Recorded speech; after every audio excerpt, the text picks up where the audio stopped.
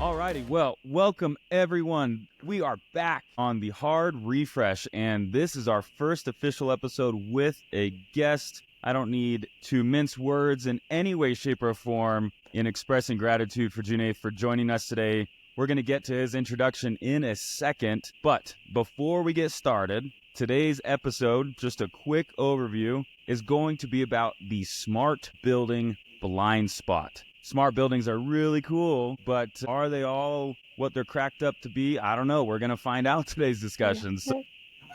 But before we do that, we got some quick control to go over, and I'm going to let Karina take it away and do some housekeeping. Yes, and I'm going to be cheesing all day because I am so excited to have Junaith on the call today. So if I'm smiling the entire time, it's because this stuff makes me so happy, and he has agreed to be our first guest, and I could not be more thrilled. So we are going to get right into it with our quick control things that I want to mention. Do check out on our group LinkedIn page. We just posted Ryan's MicroLearning. It is creating a culture of innovation. And also, please check out the last episode of Hard Refresh, which was All in One or All Wrong, the platform dilemma. And still stay tuned on more information about the CLX, which is March 25th. We are going to be providing more details as they come, but let's get into it. I'm jazzed. All right. Well, we got to clear the cache on this episode with Junaith dropping some truth bombs. So first off, as we dive into this segment, so Junaith is going to introduce himself, and then we're going to go deep into some, just kidding. But I'm going to turn it over to Junaith real quick, CEO and founder of Zan Compute. Junaith, welcome officially to the show. Thank you, guys. And I just learned that I'm the very first guest. It's increased my pressure level high. Now I got to perform, right? So I'm ready. I'm very excited. I'm on it. Thank you guys for having me. Appreciate that. And it's always great to talk shop, and I'm always excited these type of discussions. Well, and I told you earlier, so I've been following you for quite some time now. I remember we met when I was at Pioneer, and just following the journey of Zan Compute and all the things that you guys are doing, really leading us in through this kind of world of smart building. So I am so excited to be able to pick your brain a little bit and see what you guys are working on over there at Zan Compute and what you're hearing in terms of the new directions. And so I think let's just get into it. Yeah, so this is all about the smart building dilemma, I guess we could say, or the smart building blind spot. And I mean, smart technology in facilities has been around for quite some time. It's continuing to evolve, but what always seems to be the question that comes to my mind is it integrating well with specifically cleaning operations? Because there's smart lighting and smart sensors and all of this stuff. Junaith, what do you think is the most common fail when it comes to the idea of integrating smart technology in a facility and how that matches with cleaning operations? Yeah, I think they are two different aspects of things, right? One is more technical. One is more, how do I take technology and operationalize it, right? That's the way I look at it. And you guys know this, forever and ever, the silos in building technology always existed, be it just something as simple as occupancy sensors for automating lighting versus occupancy sensor for doing something else, right? Controlling HVAC or tracking occupancy in conference rooms. Always two different players, two different systems. And we do still see places where there are two occupancy sensors. One is doing something for lighting and one is doing something else, right? So those silos do exist, and those are mature systems. The building management side of things have been around for many decades now already. It has gone through multiple generations. When we look at this from the cleaning side, put the cleaning filter on, we have an opportunity to start over in many ways, kind of break those silos and build a system that can actually take data from existing sensors, as long as the other side is willing to open it up, right? And in many ways set a trend, right, that does not exist in the building space today. And at Zan, we are doing that a lot. We always have these type of conversations with other technology providers. And in fact, we do have standing partnerships today with guys like Enlighted and Siemens and so on, who are deploying like tens of thousands of sensors, millions, if you will, across the world to track occupancy for automating lighting. And we actually take that occupancy, pass it into our algorithms to now predict cleaning needs and so on. Oh, wow. Right. So these are like, steps towards it, but industry at large has to kind of recognize that and start taking more of those steps. So that's like the tech side of things. And on the ops side, that's like even more challenging, right, if you will, because Oh, yeah. you talk about few decades of technology existence. Now we're talking about 100 years of cleaning and the way things have been done. I think there's definitely a lot of development there as well, and that's not as fast as a tech provider we expected, Right. but we are now recalibrating ourselves and trying to track to the industry. And from that sense, this trajectory looks like parabolic or amazing, right? That to me is very exciting as well. And as we go into this, we can talk a little bit more specifics and go into exactly what is happening. And I want to take this opportunity to use to convey the point of how ISSA can help, right, in that realm of. Yeah, I would just add too, I love that you said that from the operational kind of not barriers, but from being on the BSC side, right, with Pioneer, and I was training a lot of the frontline teams. And one of the things that really helped was being able to speak the language, right? I was able to communicate with these team members in Spanish, and that gap of, well, not only do I understand them culturally, I understand the language, I understand their viewpoints. I've cleaned buildings myself. I know exactly how things operate at night and day porters. And so I just think that commonality when you're onboarding technology becomes super critical, because there is an inevitable fear that a lot of times operational teams have with new technology. And so coming in as an ally of your people and saying, hey, we're going to do this together, I think sets the tone and the intention of any implementation. Caden, would you agree? Yeah. Well, I mean, it's the idea that you're trying to evolve processes at a rate that is like, 1,000 years of habitual learning. Right. Cleaning's been cleaning, right? Yeah. Like I wiped off that surface because it was dusty, and that happened in 1,000 BC.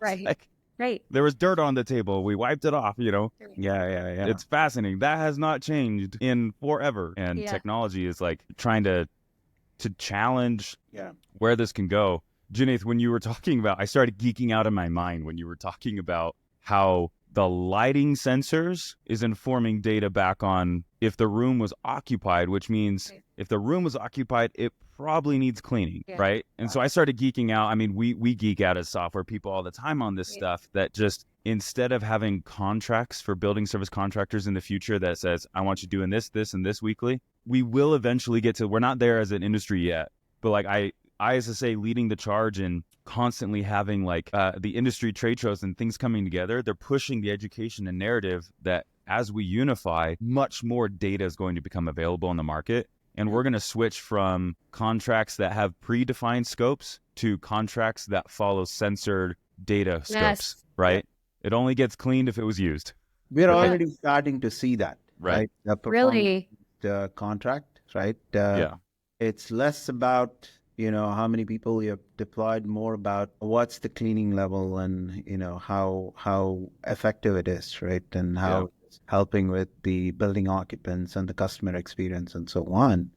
As we start seeing those shifts, these type of technology adoption paves the way. It becomes a lot more easier. And that also brings you back to, as solution providers and technology providers, how do we think about it? How do we facilitate from the tech end, right? That's really important as well, because these are not like, there's some actuator that needs to flip or a fan that needs to stop or anything. We're talking about real people here who are like walking around, right? And they need to take care of things. And that's where the industry is today, and that's where it's going to be for years to come till the humanoid robot starts walking around and cleaning areas, right? Till that point, the tech has to be designed in a way that it makes it easy for people to adopt it, Yes. operationalize it, and take advantage of the recommendations coming out of these AI systems, right? So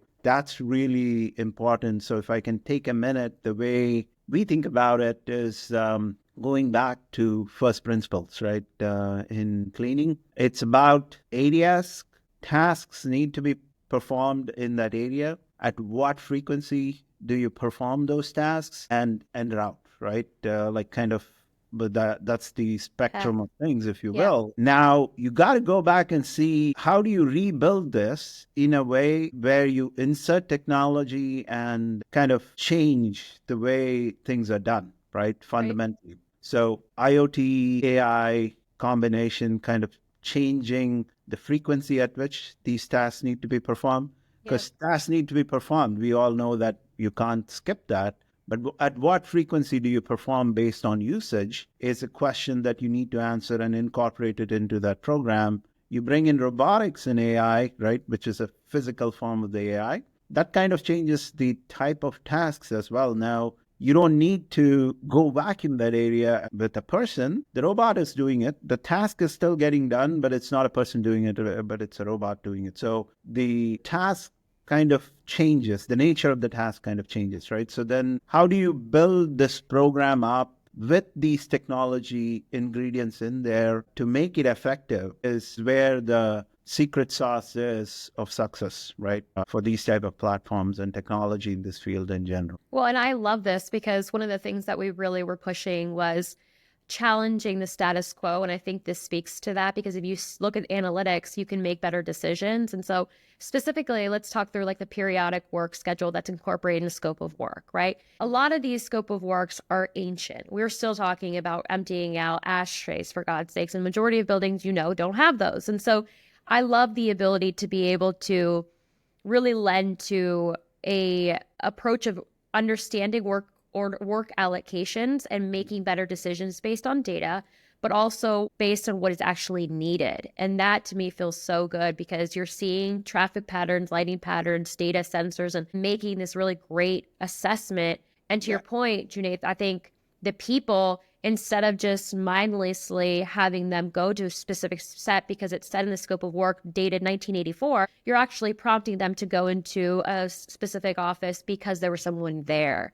And it's just, it feels like that's the direction we should all push our clients, push ourselves, and push past this traditional status quo. Yeah. And I get excited when BSCs start talking about these things. In the past, like I would say 2 to 3 quarters, I've seen a lot of examples where many BSCs have seriously started looking at our technology, the sensors and the AI platform and robotics, right? And bringing in these director of innovation and experts, right, if you will, the subject matter experts who are now making an attempt, sitting with us, spending a lot of time learning, how to bring this into their operations and make it effective as a program internally, right? Which is a really good trend to see, right? And the maturity of the industry, right? Where this points to the maturity of the industry, I should say. And we should see more of those. And whenever you guys are ready, I have a suggestion for ISSA, right? I'm You happy do? to talk this. Yeah. I want to hear it. You can't leave us. You have a solution for ISSA? No, I have a suggestion for ISSA. Okay. Okay. Well, you And can tell us. Yeah. So, there are lots of these training programs and certifications and so on that ISSA does, right? Right. Today, the IoT AI technology and robotics to a large extent has reached the level of maturity where it can be operationalized, right? Right. Yes, we can improve a lot more. We can bring in more, we can be more effective as technology providers, but it's at a stage where the supervisors and the team there on the ground can have training programs in terms of how to effectively use this technology, these Right. How do you choose the right set of technology for your facility? These are all in many ways empowering the right people who are in charge of taking care of the day-to-day things Right. and making this whole ecosystem effective, right? Once such training programs exist, then ISA is a great organization to structure those type of things. I almost see ISSA as a glue, right? There are these two Yes. different worlds, and you guys can through these programs can bring these together. And what that could do eventually is, if we are successful in that, basically create this loop, if you will, right? Tech providers, with whatever they have, they're feeding the training, and the guys on the ground get trained. They start using it, and they realize, hey, you know what? This works in most of the cases, but here are some examples where I can't use this. These are gaps. Right. Tech providers, what can you do, right? Now that cycle starts, right? Then that's a way we can get the entire industry rolling forward, right? Where not all tech providers will be able to provide that solution, and the solution is not coming from one tech provider. You guys know that, because too complex. It has to be a combined system that works for the operations. Right. But this loop starts, which actually will be a really good thing for our industry as a whole, right? So, there you go. I think. No, and I think, Yeah. no, I mean, setting the standard, right? That's what I'm hearing. You're setting best practices, you standardizing, because there is, and that has always been the intention of this committee, is to be able to establish best practices. There's so much going on in the industry, and what better place to do it within, like to your point, ISSA is the glue that holds this all together.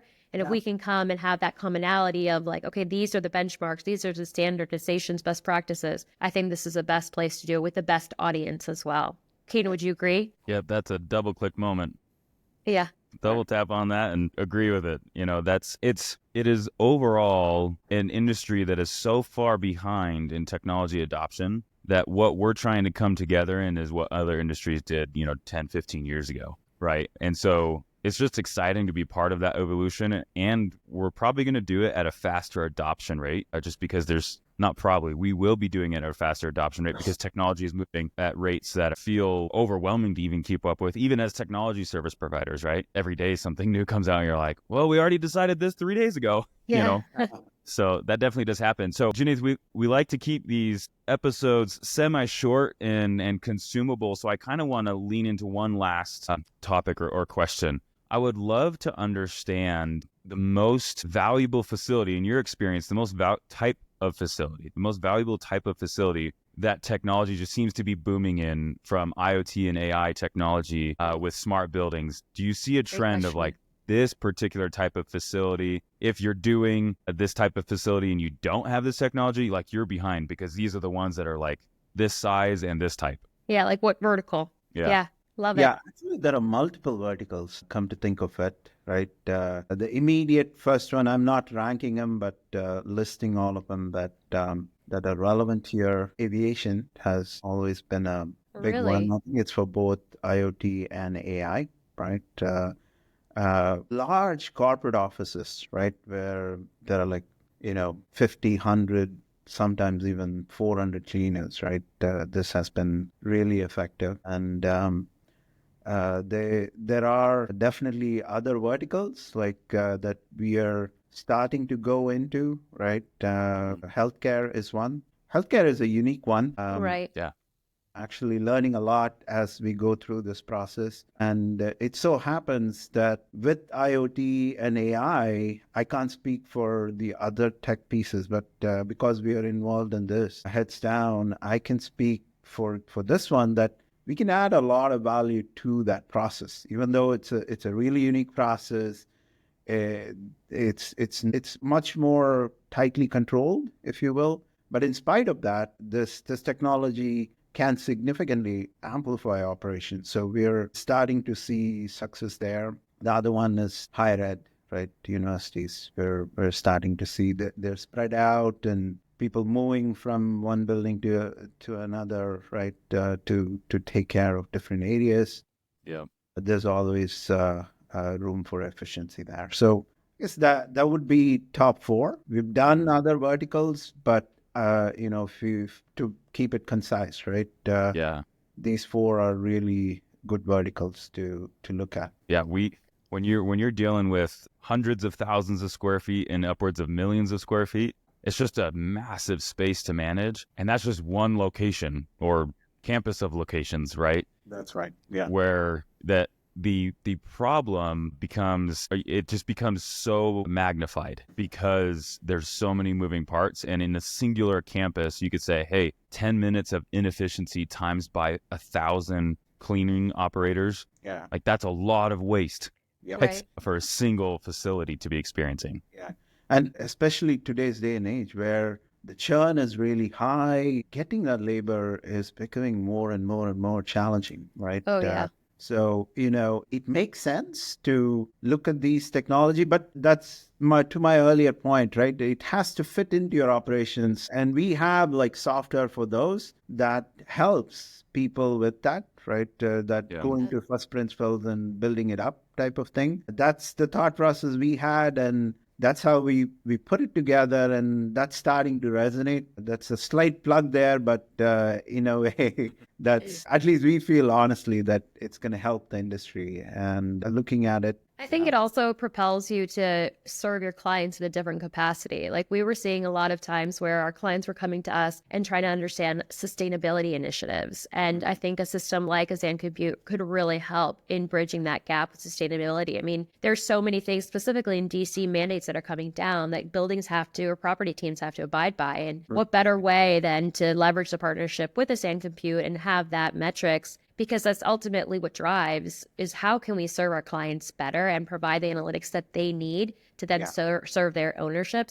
I think what I always like to see in terms of like this type of conversation, because if I was still in the pioneer hat in that seat, I would think like, how do I leverage Junaith in bringing Zan Compute to my clients? Like, what do I do? How do I do this? What conversations can I have with my client? Because obviously the cost falls on the BSC, but the value is for both, right? So how would you suggest navigating that for a BSC? Like, how do you say, I want to bring this system into my building? This makes sense for you guys for your sustainability initiatives. Yeah.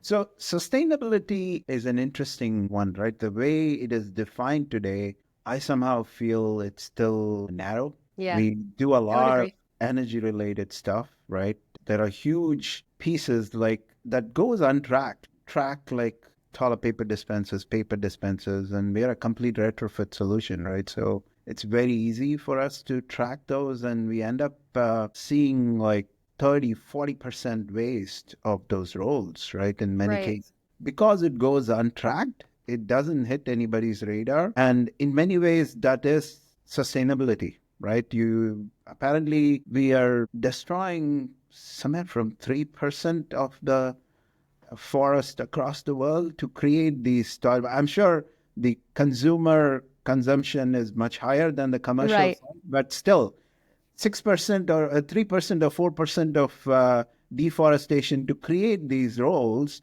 and you throw away like 40% of that is painful. Yeah.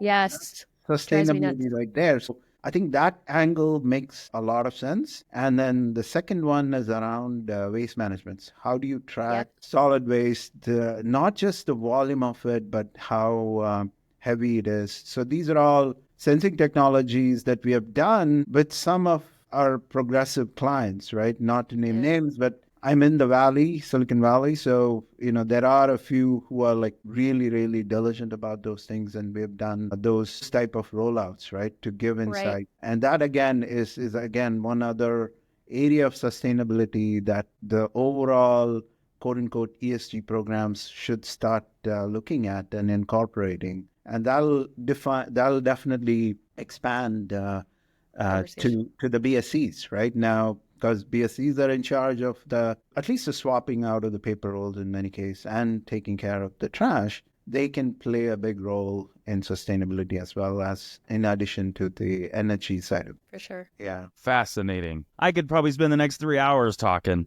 Absolutely. I actually I was flying last week, and airports is just such a massive domination of population usage and stuff. And Yeah. I've been through airports that are very dumb facilities. And I'm like, well, and then, Salt Lake International was completely like redone a few years ago. And the smart technology and the newness, I am spoiled flying out of Salt Lake City often. And then I go to other airports and I'm like, man, get up with the times. You've Yeah. been under construction for 10 Yes. years. That's right. Yeah. And, But- that realization is definitely happening. Oh, yeah. Aviation specifically, they always look at it from the customer experience perspective. Mhm. How do you make sure that restrooms are cleaned on time? Yep.